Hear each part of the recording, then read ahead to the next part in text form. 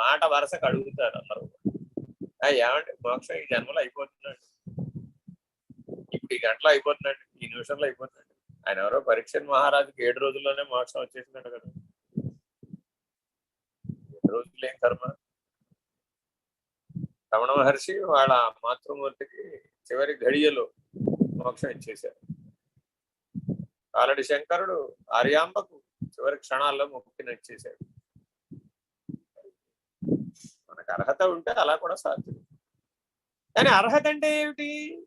సర్వస్య శరణాగతి సచ్చిదానంద స్థితి. ఈ సర్వస్య శరణాగతి లేకుండా ఆ సచ్చిదానంద స్థితి రాదు. సచ్చిదానంద స్థితి రాకుండా బంధరాహిత్యం వీలు కాదు. అది అనుభవంలో లేకుండా వీలు కాదు. ఏదో ఒక కొమ్మకు తగులుకుంటాడు. అయితే కొమ్మన్నా పట్టుకుంటుంది, లేకపోతే బొమ్మన్నా పట్టుకుంటుంది. Very very important. మానవ జీవితం అంతా కొమ్మలు బొమ్మలేనండి. అంటే ఈ ప్రపంచం అంతా దేంతో నిండుందయ్యా? కొమ్మలు బొమ్మలు.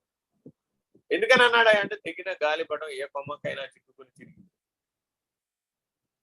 లేదంటే ఏదో ఒక బొమ్మ సత్యం అనుకుని భ్రాంతిలో. గాలిపటాలు ఎగరేసే వాళ్ళని చూస్తే పిల్లవాడు నీ గాలిపటం ఎక్కడ, అదిగో ఆ బొమ్మన్న గాలిపటం ఉందే అదే నా. అంటే ఆ గాలిపటాన్ని గుర్తుపడడానికి ఆ బొమ్మ ఆధారం. అలాగే ఈ శవం అనే బొమ్మ ఆ శివాన్ని గుర్తుపట్టడానికి ఆధారం. ఇది బొమ్మ మాత్రమే, సత్యం కాదు. ఆ శివం అనే సత్యం, ఆ శివం అనే సచ్చిదానంద స్థితిని మొట్టమొదటి అనుభూతమైతే అప్పుడు పరశివ స్థితి మోక్ష స్థితిని పొందవచ్చు. శివం అద్వైతం మన్యంతే అనేటటువంటి స్థితికి నువ్వు చేరకుండా పరమును నిర్ణయించడానికి వీలు కాదు. పరాత్పరం అసలే వీలు. పరాత్పరం అచలం. పరం సత్య జ్ఞాన అనంత స్వరూపం, శివం సచ్చిదానంద.